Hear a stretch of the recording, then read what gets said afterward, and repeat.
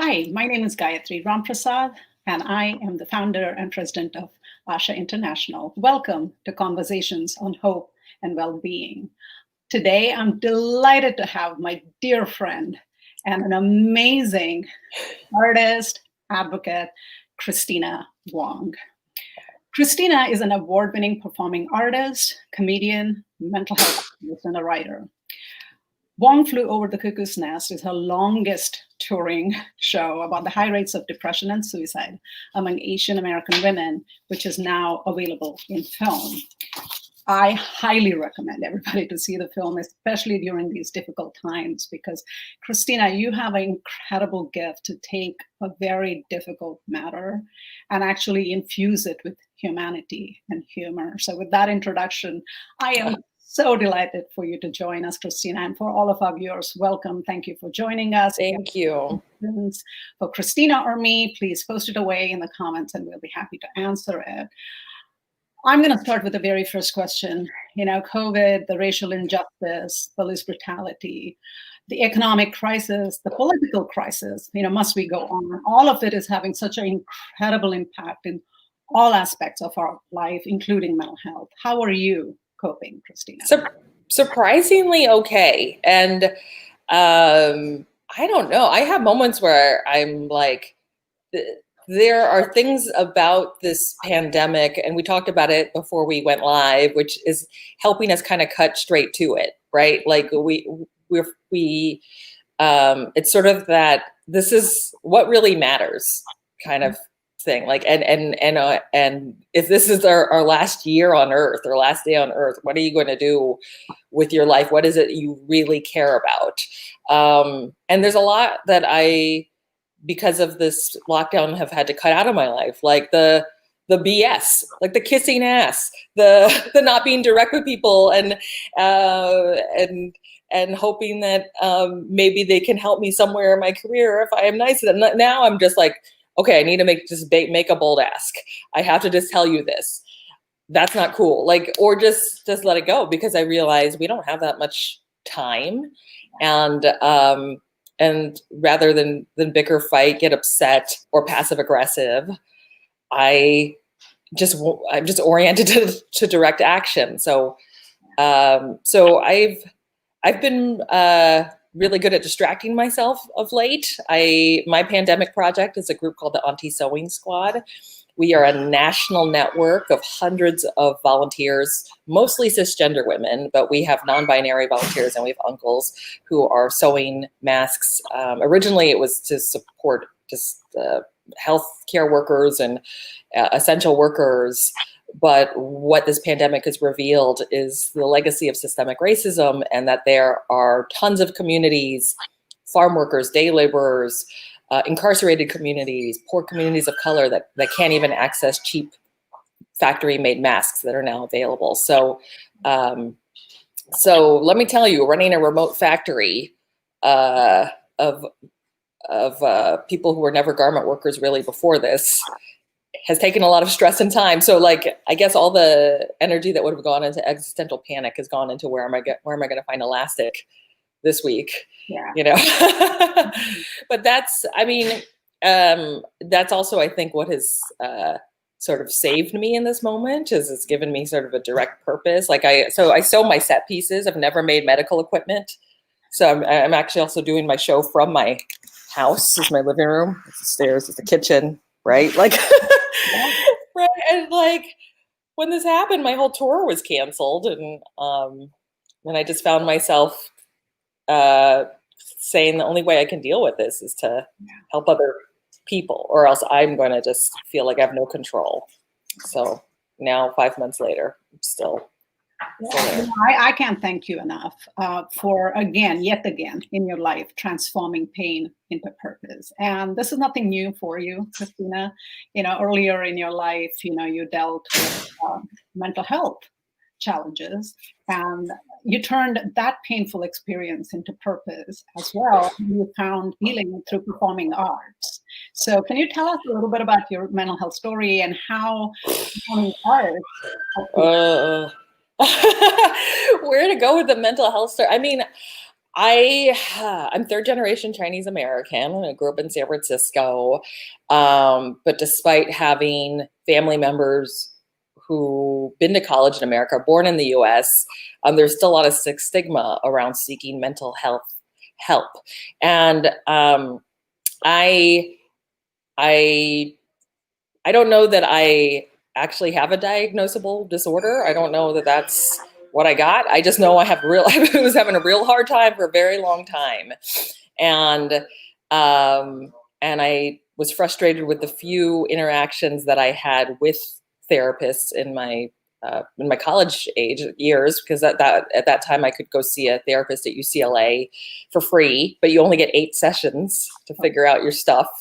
And like, in my mind, I was like, oh my God, if I don't fix this in 8 sessions, I'm just broken forever. And I didn't understand that process of like, what happens in therapy? Is it just magic? Because all I know is Mr. Seaver or Dr. Seaver on growing pains, who had a therapy office in his house, and the kids would listen with glass, and then their white clients would sit on the couch and talk about their problems, and they would just get better, right? And that didn't happen for me. I dealt with an attempted assault.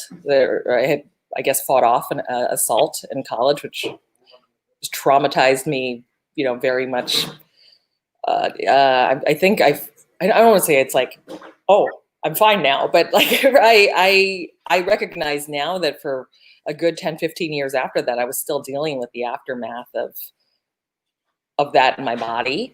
And I mean, a lot of trying to get better was just me struggling to find someone to help me, someone who I could afford to have help me as an artist, and not feel like I was constantly translating my experience to a white therapist, which is basically what was mostly offered to me.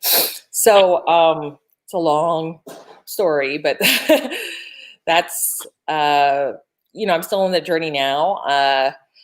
But really, what was most effective was not so much sitting, because I felt like when I was sitting there, I was just like, I didn't know what to do, because it's just like a therapist who's seeing all these clients and just sort of staring back at you, and there's a box of Kleenex and a clock, and it's just like this weird theater where it's like, oh, I'm on, right? And I felt like, well, I guess I just have to recount the horrors of my week, and I would get all upset again because I'm like renaming all these things, and I never really found like the insight that I got back to be that helpful. So I found what was more useful was being in this performance art class that Peter Sellers taught at UCLA, where we got to pair up with another student and then just make kind of anything. And it wasn't like straight European theater where there's a script and you rehearse, and it's like we could like bang pots and pans together and roll around on a bathroom floor, and like our audience was the rest of our classmates, and there was no feedback or critique.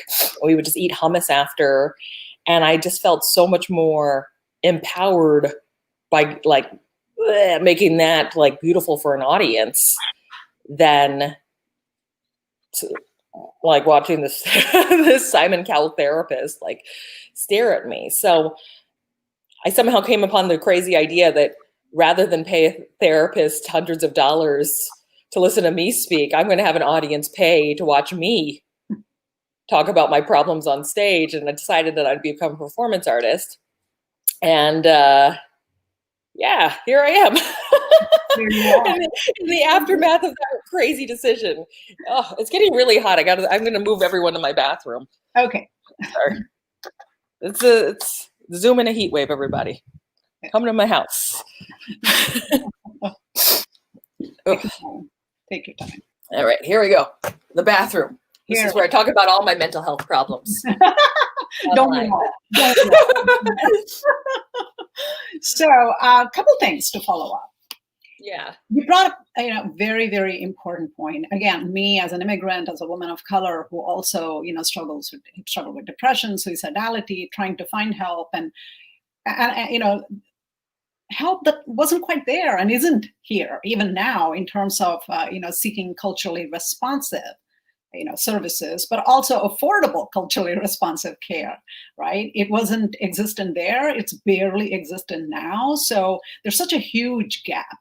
And do you have any ideas of how we can bridge that gap? Well, I think what I saw in the 8 years that I was touring the show is just a shift in the faces of counselors working in mental health. I think that I'm definitely not the first person to have like, hey, do you have therapists that look like me? And unfortunately, BTW, just because the therapist looks like you, still, it's like dating. And I still managed to not get married up into my old age, right? Which is totally fine. But but it's this thing where you just like, you actually have to kind of click with your therapist. I didn't know that. I just thought it was like sort of a one size fits all thing. But I think what's the crazy thing about being a therapist, you might like looking for a therapist is like, you might be just so depressed, which I've been, is that you can't even pick up the phone and call without crying. Like I used to like just be so, I would just be so fucking sad. I'd pick up the phone and I could barely get through the phone call to make an appointment without feeling like I was going to fall apart. This is not answering your question at all, but I do think we do need to see more folks of color like enter the field, but also think of the way that mental health doesn't just stop and end also with the therapist's office, and that it is about sometimes overhauling your entire life, which is not easy to do when you can't get out of bed, right? Or when you are in a situation where you can't move out of a certain situation right away for whatever reason, right? And that's definitely something I was dealing with when I was younger. I was living with roommates I couldn't stand, or had to move into situations that were more dangerous than I would have preferred because I didn't have a certain income level, right? But I think in our communities, we have to have more conversations about mental health and thinking about wellness as being something that's integrated into all facets of our life, right? Not just something that happens in a therapist's office. And talking about, having conversations, that is where it all begins. For people like you and me to be able to start the conversation. And I know it's terrifying to stand up there and pour our hearts and souls out and share our stories, but it's so phenomenally important. Representation matters. And it's so important that we stand up within our own families and our own communities and share our own stories to normalize mental health as an integral part of our overall holistic well-being. And I can't thank you enough for doing that. Because there's not enough of us out there. And so 2 questions to follow up on that. I know how terrifying it is to share our mental health stories and how important it is. What inspired you at the very beginning to stand up and share your story? I think it was for survival, right? Like I just felt like, I don't know. I have to describe what it's like. I wasn't getting better. I was, every week I'd go to the therapist at UCLA and I would recount a story and I'd run down the hall and like my eyes would be all puffy and fat. And I just, all I saw was like a time ticking down to my last free session. And like, I think after that, the free sessions would have been like $35. It was actually not so much now by my standards of someone who's working, but like when you're in college, it's not like that's a ton of money, right? And I just felt like such a failure. But there was something about getting this immediate feedback from an audience about not just like, and I am completely guilty of doing like the cliche performance art pieces where I was just screaming and howling and force an audience to watch me do that. And like for an audience, it was probably like really painful to watch. But, I would also try to find humor in the situation, or when I would hear the audience laugh, I would sort of lean into that moment to make them laugh more. And I didn't even think I was a comedian. I had really thought because for some reason I thought it was a real job, that I would become this performance artist that would do shows in galleries and museums that would be really kind of abstract but cathartic, where I would like pour milk on myself and write imperialism on my arm. And because I just thought I was too dark to be a comedian. And but I don't know, people were like, "You're so funny." And I was like, really? That was like my dark soul. And, and then I just began to like, realize that humor is where I would preserve myself. And there are so many things to be angry about. And do I want to have the oppressor or whatever the oppressing situation is doubly give me that anger twice by making me reenact it on a stage and then making my whole audience have to like sit through it? Or can I laugh at that situation, take control of that situation, by making that thing that has control over me my bitch, basically. So I am very wandering today in this interview. So you're doing great. I'm doing perfect. I'm perfect.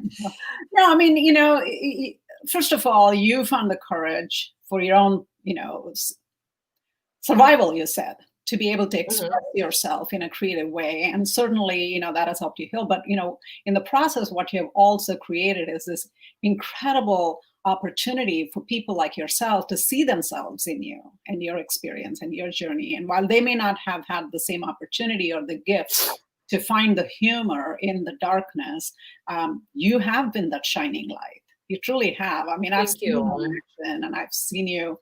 I mean, I just watch every single thing that you do, you have done over the years, and you're constantly that candle in the dark, literally. Oh, thank you. Yeah. You inspire me. You truly inspire me. And the whole topic of the incredible high rates of depression and other mental health struggles within the Asian American community, and the suicide rates and all of that. It is a very important and critical issue for all of us to be addressing. And you took a serious and important critical topic like that, and you infused it not only with your own personal story, but also with a sense of humor and a sense of urgency to shine a light on this issue, to be able to have those very important yet difficult conversations. And so I can never thank you enough. And, for me though, you've done it, and you've empowered so many people. If you had a word of encouragement to give people within the Asian American community who are struggling right now and who could benefit greatly by just standing up and, sharing their truth. And I know it can be scary. What words of advice and comfort would you have for them to let them know that they're, especially during this time, that they're not alone?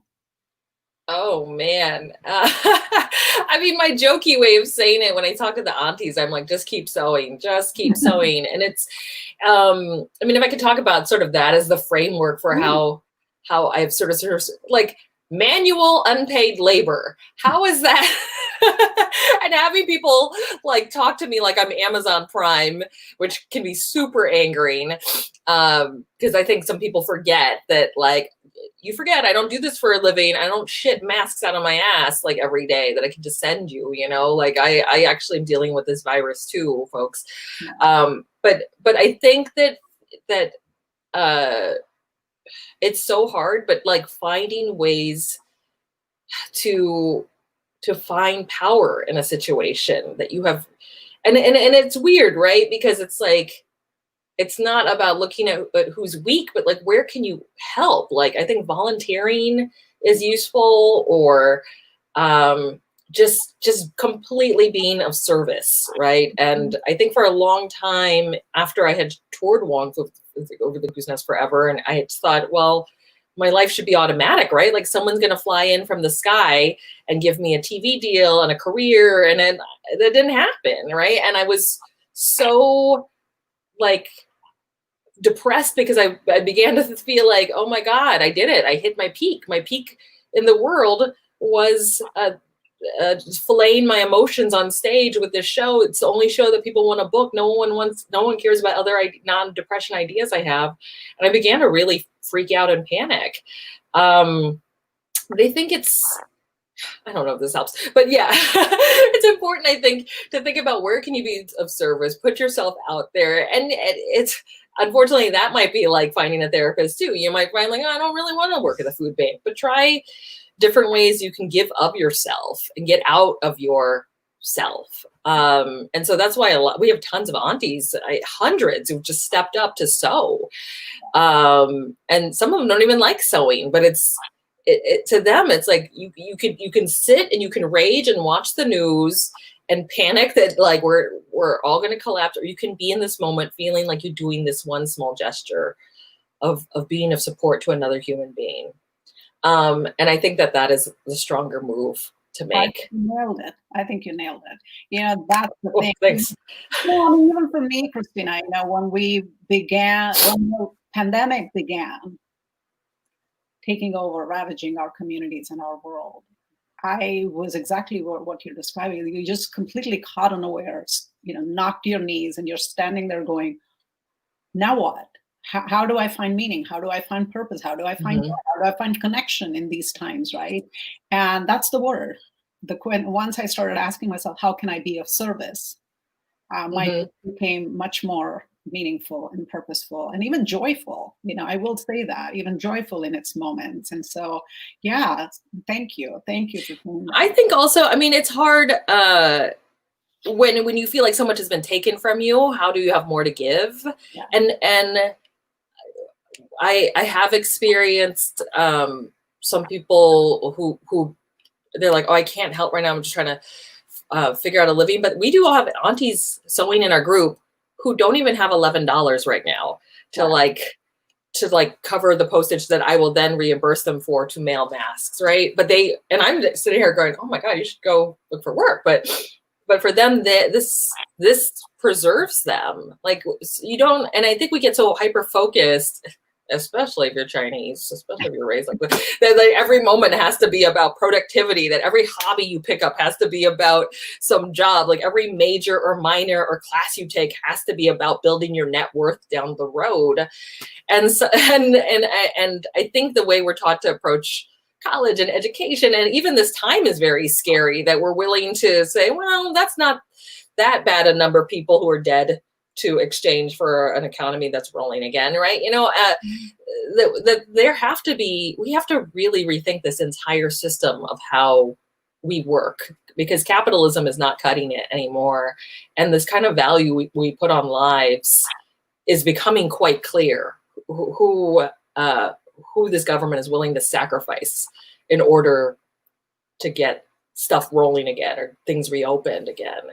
And it's really important for us to take that activist move for ourselves to say, I'm going to do this thing that pays no money, but gives me this, right? That gives me this sense of power, that gives other people the sense of generosity. And that is so much of what we need to step out of. The whole paradigm needs to shift. And this is that moment to realize it.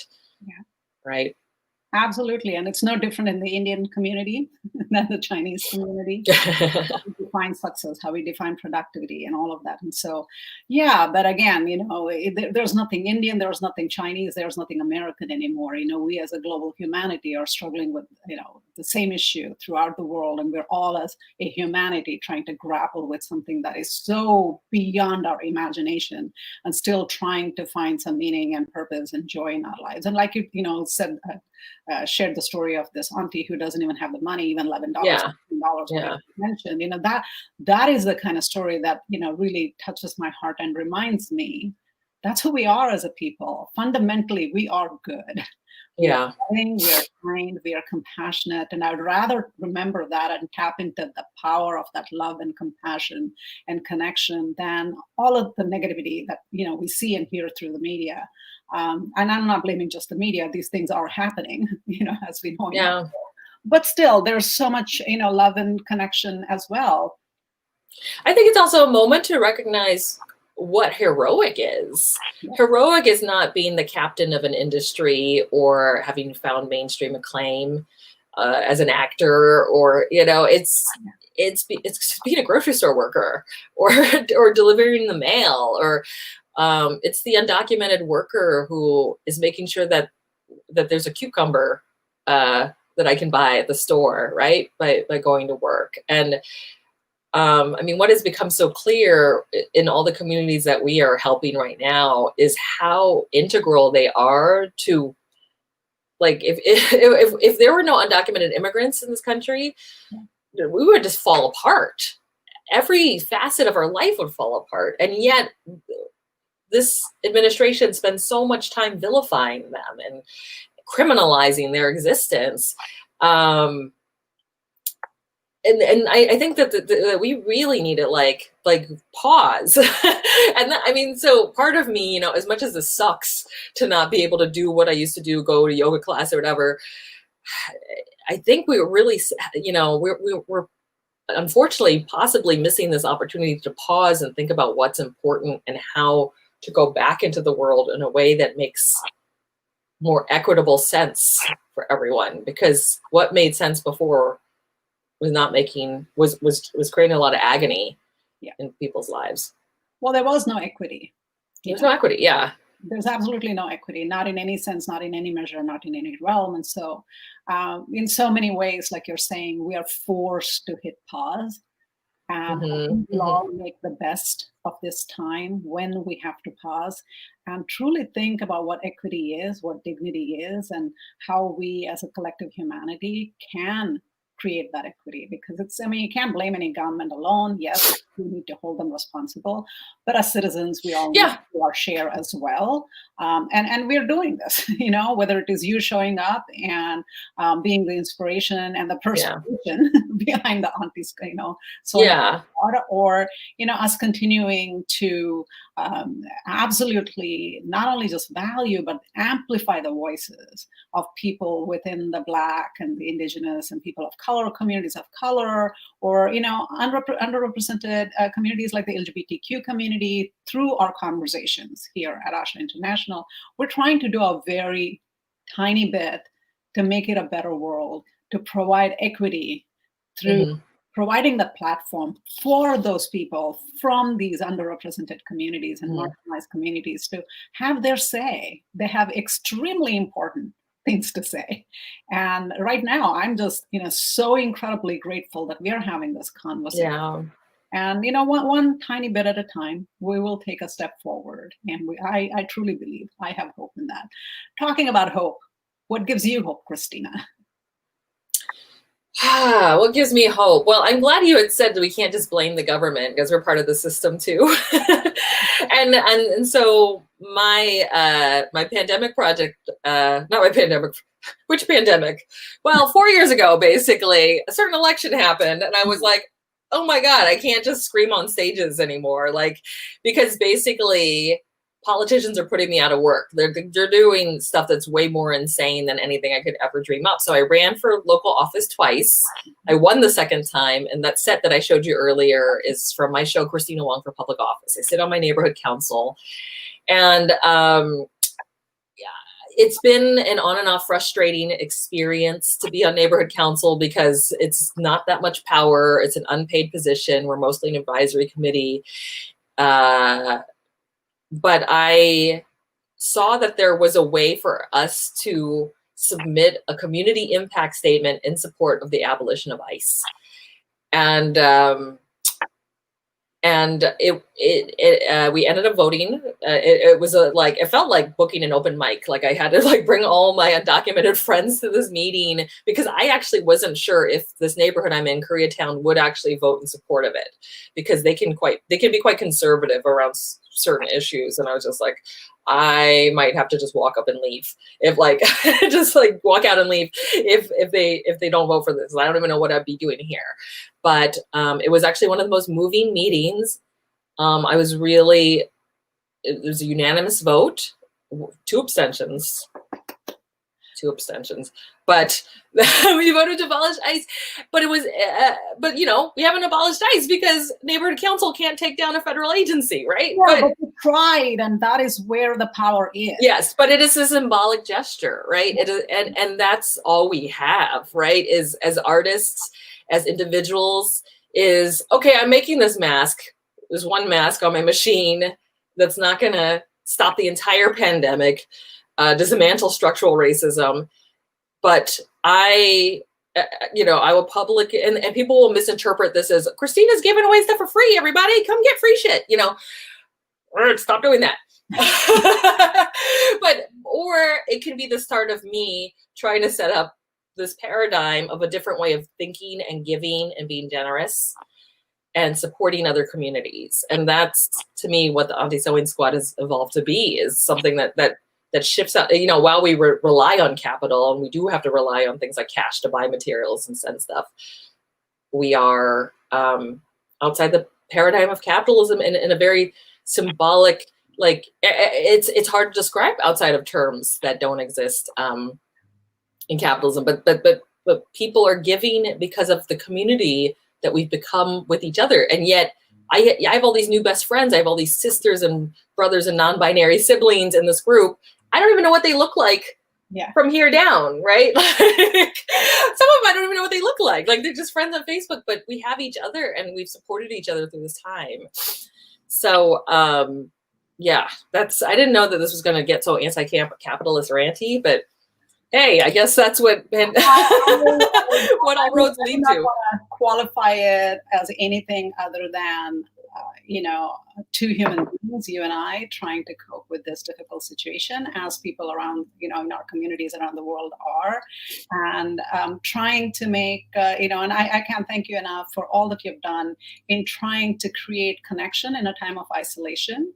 And in creating a space for inclusivity at a time of division, right? Yeah, so thank you. Thank you, Kristina, for being with us today. I love you to pieces. I love you so much. Thank you for all your work. So, thank you. Hang on, I'll come right back to you, but love you. I'll see you. I love you. Love you too.